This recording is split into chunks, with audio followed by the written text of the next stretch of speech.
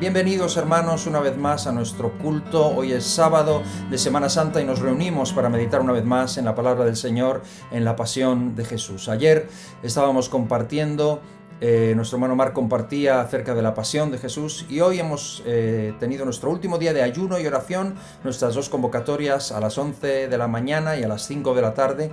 Así que ahora vamos a concentrarnos una vez más en la palabra del Señor que va a compartir nuestro hermano Pedro David con nosotros. Antes, una canción que nos vuelve a hablar acerca de la cruz de nuestro Señor Jesucristo. Dios te bendiga.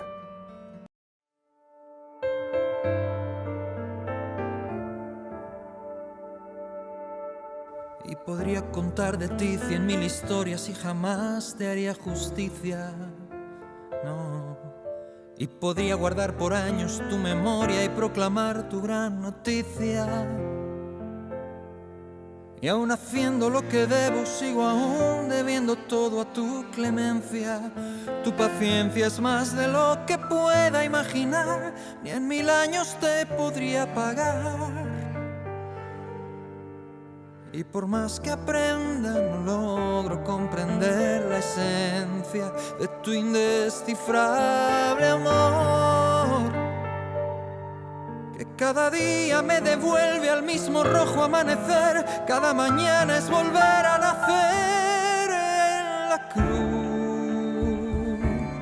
donde primero vi la luz y las manchas de mi alma yo la ve.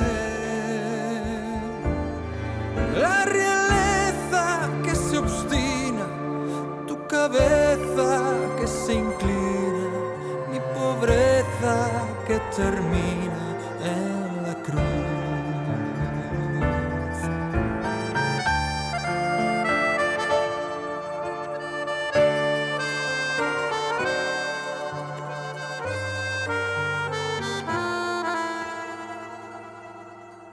Y he gozado los deleites de la vida y he surcado el mar abierto. Y he mirado el cielo azul flotando sobre el amarillo del desierto. Y me sigo enamorando cada día de la luz de la mañana. Y aún así despierto siempre en el mismo lugar, en el monte que te oyó gritar. Y por más que aprenda, no logro comprender la esencia de tu indescifrable amor,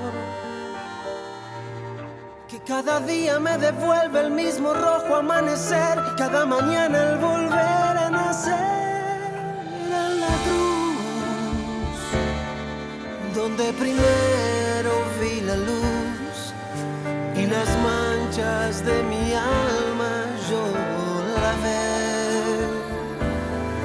la realeza que se obstina, tu cabeza que se inclina, mi pobreza que termina en la cruz.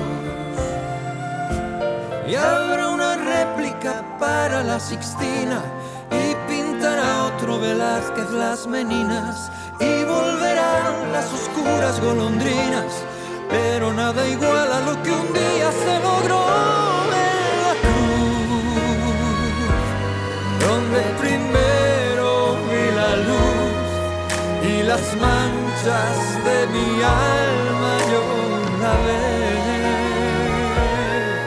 Es mi brasa y es mi hoguera, es mi casa y mi vereda, todo pasa y todo queda en la cruz. La realeza que se obstina, tu cabeza que se inclina, mi pobreza que termina en la cruz. Es mi brasa y es mi hoguera, es mi casa y mi vereda, todo pasa y todo queda en la cruz.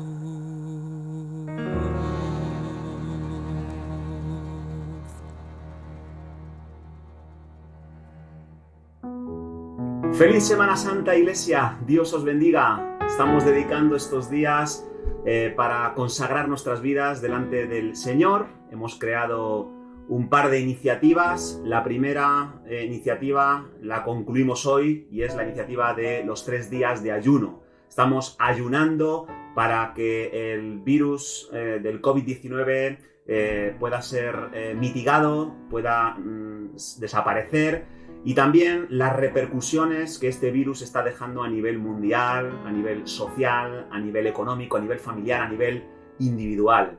Creemos que es nuestro tiempo, como iglesia, es el tiempo de ejercer una influencia espiritual poderosa sobre las ciudades, sobre las personas que las habitan, y eso es lo que estamos haciendo. Mañana concluiremos el otro programa que hemos establecido, el de crear una serie de cultos especiales para tratar una serie de temas relacionados con la pasión de Jesucristo y la repercusión que tiene sobre nuestras vidas. Ayer nuestro hermano Mark estuvo compartiendo acerca de la crucifixión de Jesucristo, nos estuvo compartiendo acerca de una de las declaraciones que Jesús hizo desde la cruz, la de Elí, Elí, lama sabactani, Dios mío, ¿por qué me has desamparado?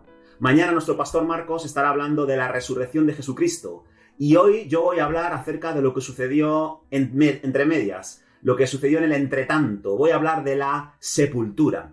El apóstol Pablo nos dice que estos 3 eventos forman parte del Evangelio de Jesucristo, que son las buenas nuevas de salvación. Fijaros lo que dice aquí en 1 Corintios, capítulo 15, versículos del 1 al 4. Además os declaro, hermanos, el Evangelio que os he predicado, el cual también recibisteis, en el cual también perseveráis, por el cual asimismo, si retenéis la palabra que os he predicado, sois salvos. Si no, creísteis en vano.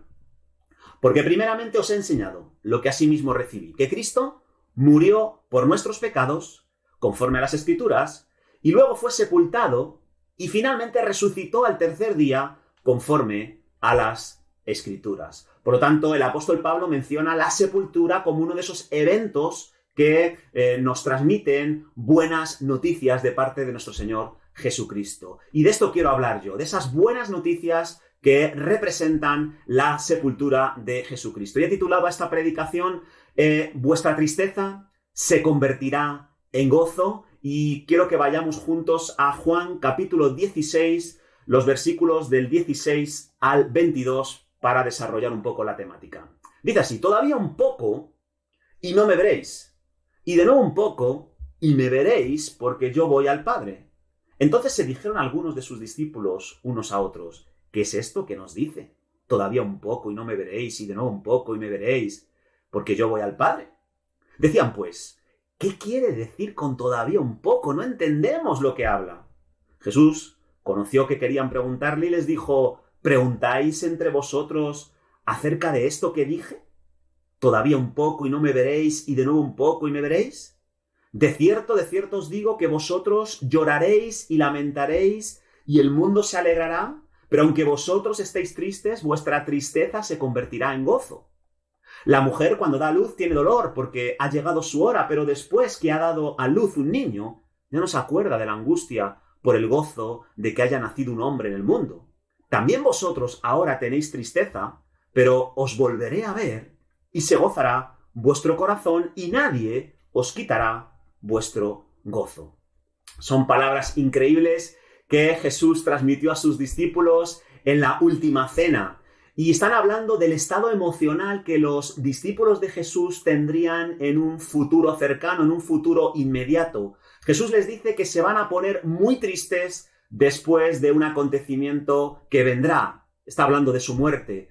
Durante su sepultura, dice Jesús, ellos van a estar llenos de tristeza, de lloro, de lamento, pero también les dice que ese lamento, que esa tristeza se transformará poco tiempo después. Llegará el momento, les dice Jesús, que todo va a cambiar en vosotros. Todas esas emociones negativas que están en vosotros van a convertirse en emociones positivas, van a ser transformadas, la tristeza en alegría, el lloro en baile. Así que los discípulos, al escuchar esto, seguramente, y lo dice también este pasaje, no entendían lo que Jesús les estaba transmitiendo, tampoco se atrevían a preguntar, ¿verdad? Pero lo cierto es que la cosa fue tal cual lo dijo Jesús.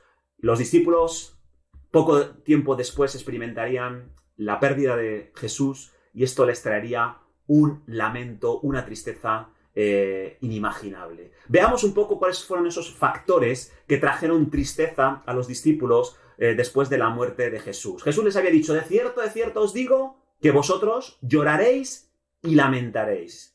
Y como digo, después de su muerte, durante los 3 días siguientes en los que Jesús estaba sepultado, pues hubo muchos motivos para la tristeza en los seguidores de Jesús. ¿Cuáles fueron los elementos que provocaron la tristeza, el dolor en los discípulos? El primer elemento que yo quiero resaltar tiene que ver con el hecho de recordar el horrible, el injusto sufrimiento que experimentó Jesús. Poco después de la última cena que estábamos mencionando antes, Jesús invitó a sus discípulos a dar un paseo y se fueron en dirección a un huerto. Cuando llegaron allí, poco tiempo después, Jesús es arrestado por unos soldados del sumo sacerdote y curiosamente el que había conducido a esos soldados al huerto fue uno de los 12, Judas Iscariote. Después de este incidente, los discípulos de Jesús dejan de permanecer a su lado, se escapan, huyen por temor, por miedo, ninguno de los suyos saca la cara por él, esconden su rostro, no lo estiman como tal y Jesús es llevado a diferentes juicios, a cuál de ellos más injusto y lleno de procedimientos irregulares. 6 juicios, 3 religiosos, 3 civiles que tiene que enfrentar Jesús y al recordar esto, es probable que la tristeza embargara los corazones de los discípulos. Pero no solo eso, sino que otra de las cosas que recordaban en cuanto al sufrimiento injusto de Jesús y que les traía tristeza, tiene que ver con el abuso de la autoridad y el trato vejatorio que dispensaron a Jesús. Jesús fue menospreciado entre los hombres como ningún otro. Jesús fue un hombre que experimentó numerosos dolores, numerosos quebrantos, porque Jesús fue maltratado tanto física como psicológicamente. Jesús experimentó la violencia desproporcionada y extrema de las autoridades de aquella época. Incluso Jesús tuvo que sufrir la tortura por parte de los romanos a través de un castigo que consistía en dar una serie de latigazos que le desgarraban la piel de su cuerpo.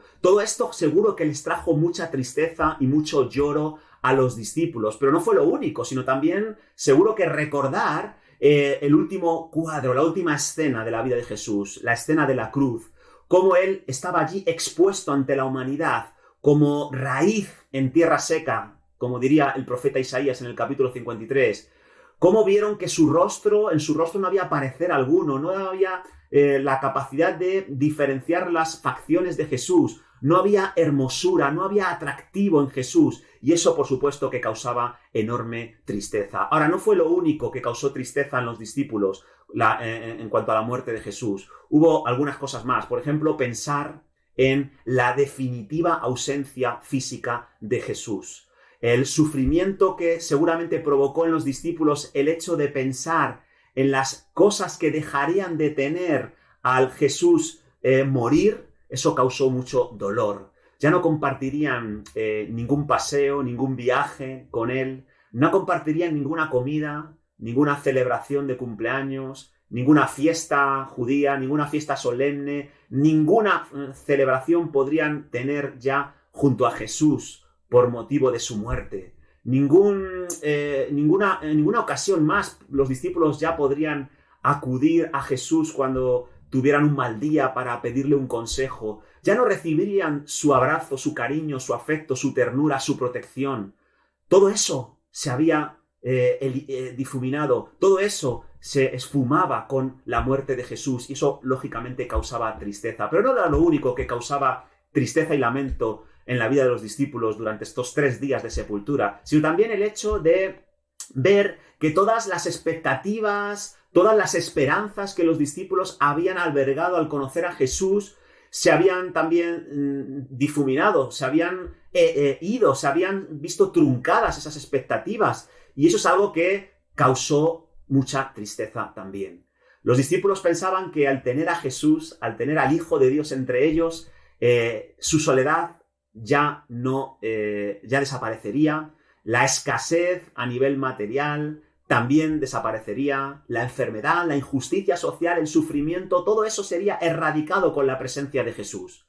La dominación romana, por ejemplo, los discípulos, estoy seguro, también creían que llegaría a su fin con la presencia del rey de los israelitas, el rey de los judíos, Jesucristo. La religiosidad judía sería depurada, sería purificada con la presencia de Jesús. Las dudas, los temores, las incertidumbres, todo eso también desaparecería con la figura de Jesús.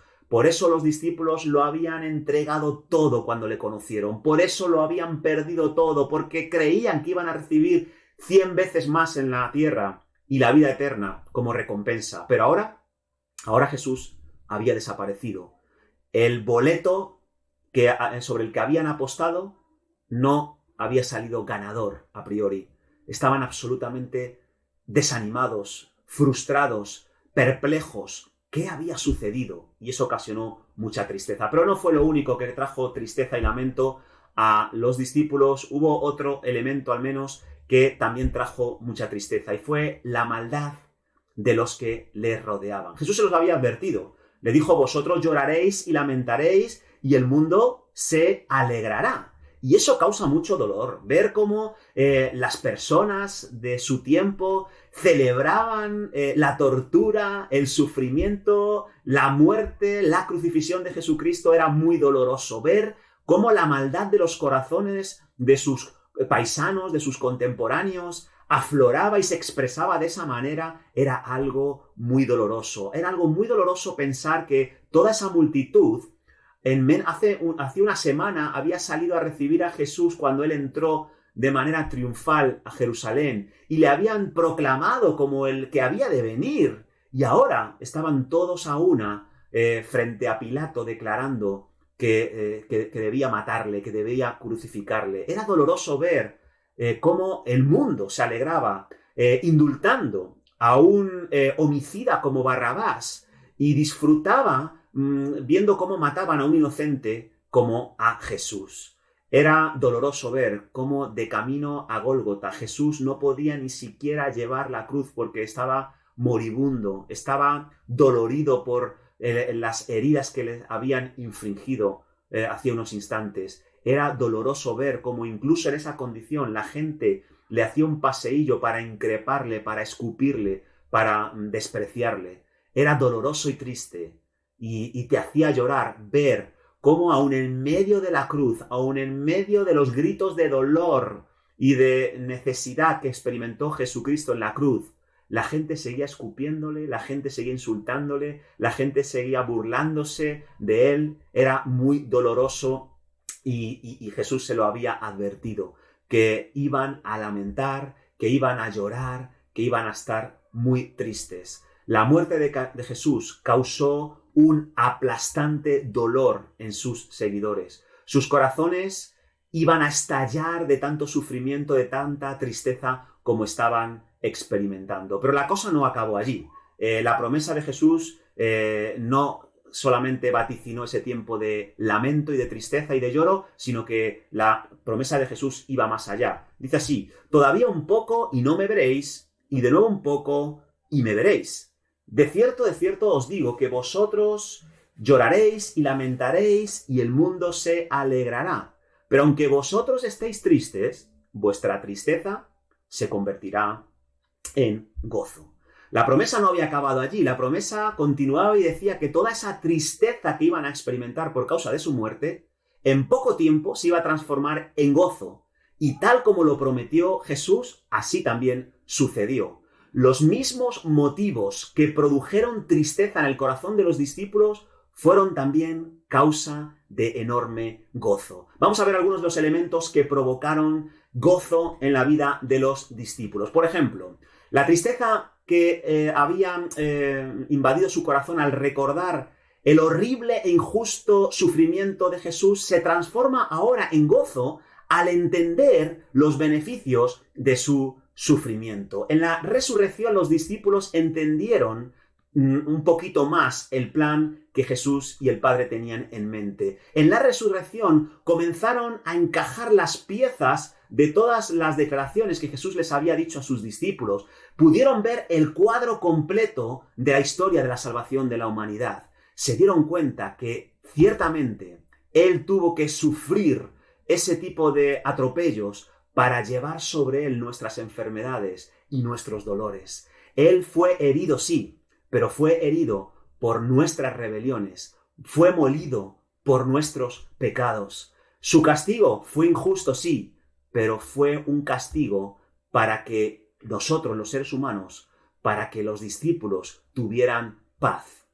Se habían descarriado los discípulos, al igual que el resto de la humanidad, como ovejas que desamparan a su pastor, pero Jesús pagó por ellos para que pudieran volver al camino recto. Sí, lamentaron su muerte, pero ahora entendían que debían alegrarse porque el sufrimiento de Jesús fue para su beneficio. Como dice 2 Corintios capítulo 8, versículo 9, el apóstol Pablo dice: porque ya conocéis la gracia de nuestro Señor Jesucristo, que por amor a vosotros se hizo pobre, siendo rico, para que vosotros con su pobreza fuiseis enriquecidos. Por lo tanto, esa tristeza que tenían los discípulos por los sufrimientos se transformó en gozo al entender que ese sufrimiento era por el beneficio de sus vidas. Pero no solo eso, sino que la tristeza también de pensar que jamás podrían vivir con Jesús, que su presencia física desaparecería para siempre, se transforma en gozo al comprobar que Jesús en realidad nunca les abandonaría. Jesús no estaría físicamente más con ellos, pero tampoco les iba a dejar. Jesús estaría en el cielo, sí, pero desde allí Jesús prometió escucharles. Desde allí Jesús prometió responder a cada una de las peticiones, a cada una de las oraciones que ellos elevaran.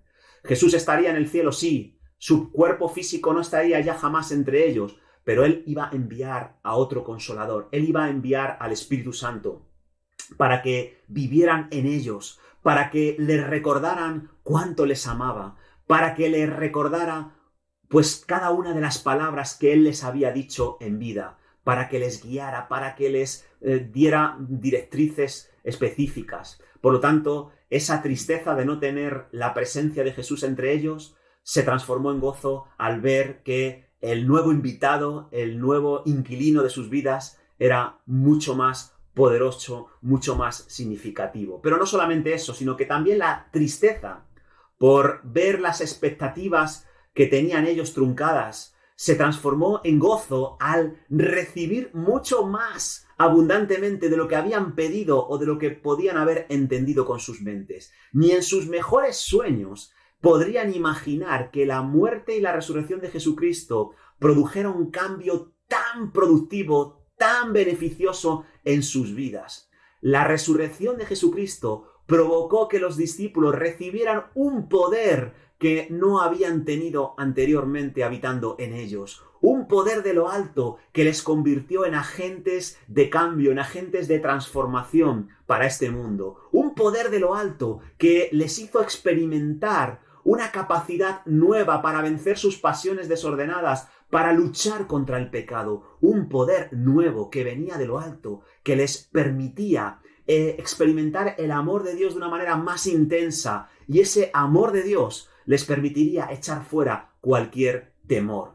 Pero hubo algo más que por lo que se alegraron. Hubo algo más que se convirtió en alegría y gozo que anteriormente había sido tristeza. Y fue la tristeza de ver la maldad de los que les rodeaban. Y esa tristeza se transformó en gozo al ver cómo Dios estaba empezando a transformar a esos malvados. Muchos de los que escogieron a Barrabás para que fuera indultado en lugar de Jesús, muchos de los que rechazaron a Jesús y pidieron su crucifixión, 40 días después de la resurrección de Jesucristo, entregaron su vida a Jesús. Después de una predicación del apóstol Pedro en el templo de Jerusalén, 3.000 varones judíos se entregaron a Jesús. Y poco tiempo después, 5.000 más entregaron su vida también a Jesús. fue como una especie de pandemia la que se originó con motivo de la resurrección de Jesucristo y el descenso del Espíritu Santo. Los discípulos vieron de manera dramática cómo se transformaban la vida de personas malvadas, dirigentes judíos, miembros del Sanedrín, sacerdotes, judíos ortodoxos, orgullosos, se convirtieron al Señor. Dirigentes romanos, gobernadores, procuradores, también entregaron sus vidas al Señor. Incluso los grandes perseguidores del movimiento del cristianismo, como por ejemplo Saulo, también experimentó la transformación por causa del amor de Jesús. Por lo tanto, lo que Jesús les había prometido se cumplió al milímetro. Sí, lamentarían, sí, estarían tristes, pero toda esa tristeza se transformaría en gozo. ¿Y qué de nuestra tristeza?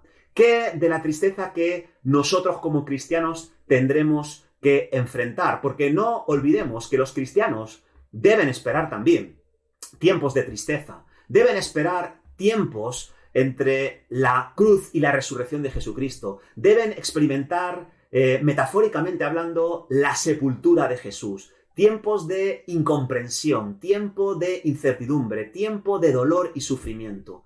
Hay personas que predican que los cristianos jamás estarán tristes, jamás llorarán ni lamentarán por cuestiones negativas. Hay personas que dicen que no puede tener tristeza un corazón que tiene a Cristo. Pero lo cierto es que eso no es algo que enseñe la Biblia. La Biblia dice que nosotros lloraremos y lamentaremos. Incluso el mundo se alegrará al ver que nos va mal a nosotros. Se alegrará pisoteando nuestras vidas, persiguiendo nuestras vidas. La Biblia nos habla mucho acerca de este tipo de tristeza que llegará a nuestra vida. Y es lógico, porque cuando uno se mira en el interior, cuando uno mira alrededor, pues va a ser inevitable sentir tristeza, sentir dolor, sentir lamento. Miraremos a nuestro interior y observaremos la debilidad que hay en nosotros, las pasiones tan desordenadas, tan inadecuadas que están controlando muchas veces nuestras vidas. Miraremos a nuestro alrededor y veremos la maldad que hay en nuestros semejantes, la maldad que hay en seres queridos. Miraremos a nuestro alrededor y escucharemos palabras hirientes, tratos fríos, rechazo de aquellos que deberían proporcionarnos amor, y eso nos va a traer lamento y tristeza.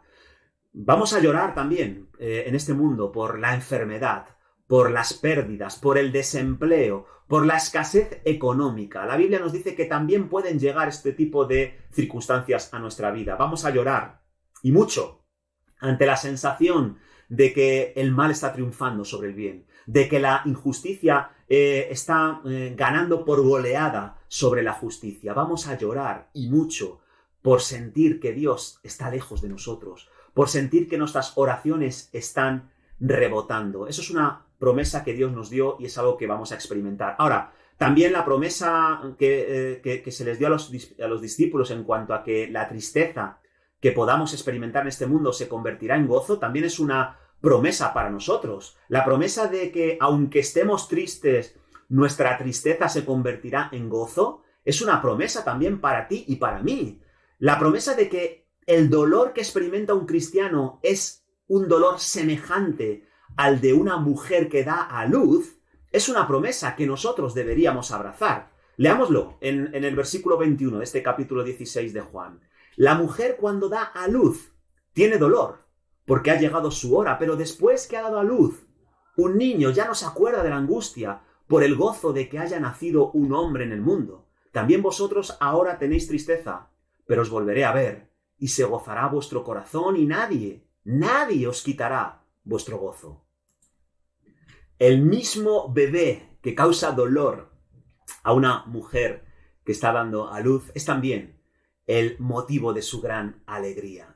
Y para nosotros, del mismo modo, nos promete Jesús que la misma situación, la misma circunstancia que provoca dolor, tristeza y lloro en nosotros, también producirá gozo creciente y abundante al experimentar la presencia de Dios, al experimentar cómo Dios provee a nuestras vidas personas que nos alientan, nos consuelan y nos estimulan, al proveer Dios también un carácter transformado en nuestro interior, al proveer en nosotros las habilidades y las destrezas que necesitamos para ayudar a otras personas. La misma madre que durante el parto siente que cada minuto es una hora, la misma madre siente también la convicción de que ese lamento es simplemente un dolor y un sufrimiento temporal, es por un poco de tiempo, y que en breve esa madre va a poderse alegrar, va a poderse gozar con la venida de un nuevo hombre, una nueva mujer a este mundo. De la misma manera, nuestra tristeza debe llevarnos a la convicción de que la verdad y la justicia no van a ser silenciadas ni enterradas por largo tiempo. Debe llevarnos a creer que el sufrimiento, el dolor, la injusticia que experimentamos nosotros va a ser transformada en verdad y justicia después de un poco de tiempo. La verdad del Evangelio se levantará en nosotros y a través de nosotros con poder. El Evangelio no puede permanecer en el sepulcro más de 3 días. Siempre que nos parezca que la verdad y la injusticia son silenciadas, en realidad lo que están haciendo es dar una serie de pasitos hacia atrás para coger carrerilla y dar un salto asombroso hacia delante. Por lo tanto, ¿cómo te vas a sentar a llorar junto a una madre que tiene en su regazo a su hijo recién nacido y se alegra de mostrarlo a los que están a su alrededor? ¿Cómo vas a llorar y lamentar con ella por haberla escuchado gritar unos instantes antes? ¿Cómo vas a sentarte a llorar ante la cruz cuando el Señor ha resucitado? ¿Cómo te vas a sentar a llorar ante la cruz cuando sabes que todo ese sufrimiento, injusto sí, es la causa de nuestra dicha, es el precio que Él ha pagado para que nosotros podamos gozarnos en el día de hoy? ¿Cómo te vas a sentar a llorar por tus circunstancias cuando sabes que todas las cosas serán transformadas para tu bien? ¿No será mejor que en medio del tiempo de la sepultura, en medio de la etapa de incomprensión y de dolor, decidamos más bien creer en Cristo, descansar en Él, confiar en el que Él ha vencido y que Él se va a levantar nuevamente? ¿No es mejor y más razonable aferrarnos a la promesa de Jesús de que nos dice que aunque nosotros estemos tristes, nuestra tristeza se convertirá en gozo? Cuando somos capaces de aferrarnos a esto, podemos experimentar esa transformación de la tristeza en alegría. Déjame terminar con una ilustración, con una metáfora. En esta semana estaba mirando los negativos de las fotos de mi boda con el interés de querer convertirlos en positivos, convertirlos en fotos. Y estuve mirando algunos tutoriales por YouTube acerca de cómo poder lograrlo. Y vi que en YouTube aconsejaban que coger un negativo y colocar el negativo en una caja y en esa caja emitir un foco de luz sobre el negativo para conseguir que ese negativo pudiera transformarse en positivo, en una foto a todo color. Y me llamaba la atención porque es algo parecido a lo que estamos hablando en esta sesión de hoy. Nuestras cosas negativas, nuestro dolor, nuestro sufrimiento, nuestras angustias, nuestras injusticias están en nuestra mano. Y si somos capaces de ponerlas bajo el foco de luz amoroso de Jesucristo, si somos capaces de colocar nuestras cosas negativas en sus manos, nuestras cosas negativas se convertirán en cosas positivas. Nuestras penurias y nuestras miserias pueden transformarse en causas de verdadero gozo, de verdadera celebración para nuestras vidas. Puedes convertir tu dolor en un hermoso recuerdo, en una foto, como digo, a todo color. Por lo tanto, me despido de ti en este día recordándote que Jesús le dijo a sus discípulos algo que tiene una aplicación también para nuestra vida. Vosotros lloraréis y lamentaréis. El mundo se alegrará, pero aunque vosotros estéis tristes, vuestra tristeza se convertirá en gozo. Fue una profecía que se cumplió muy poco tiempo después en la vida de los discípulos, tanto la mala como la buena. Y es una profecía que también se cumplirá en nosotros, tanto la buena como la mala. y podemos reclamarla en el día de hoy. Podemos convertir nuestras lágrimas y nuestros lamentos en alegría y gozo. Dios nos ha prometido experimentar tristeza, sí, pero también nos ha prometido que en este mundo va a transformar todo sufrimiento, todo dolor en cuestiones positivas para nuestra vida. Nuestra tristeza es como la tristeza de una mujer que está dando a luz. Es una tristeza temporal desde la convicción de que en poco tiempo su tristeza se va a tornar en alegría. ¿Por qué no oramos para que Dios nos permita mantener esa creencia, esa confianza, ese descanso en los días que tenemos por delante? Señor, muchísimas gracias por recordarnos que tú no te quedaste en la cruz, fuiste sepultado y tampoco te quedaste en el sepulcro, sino que fuiste resucitado. Gracias que también nos recuerdas que cualquier tristeza, cualquier lamento, cualquier dolor que podamos experimentar no va a ser el punto y final de nuestra vida, sino que va a ser el punto y seguido, Señor. Vamos a poder, si confiamos en ti, transformar todas nuestras experiencias negativas en situaciones enormemente positivas. Ayúdanos a confiar en ti, a confiar en esta realidad. En el nombre de Jesús te lo pido. Amén. Eres tú, mi buen pastor. Eres tú quien me llevó a verdes pastos junto a aguas de reposo. Eres tú, mi buen pastor.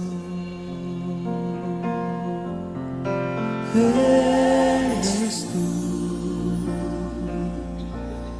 mi buen pastor. Eres tú, quien me llevó a verdes pastos junto a aguas de reposo. Eres tú, mi buen pastor.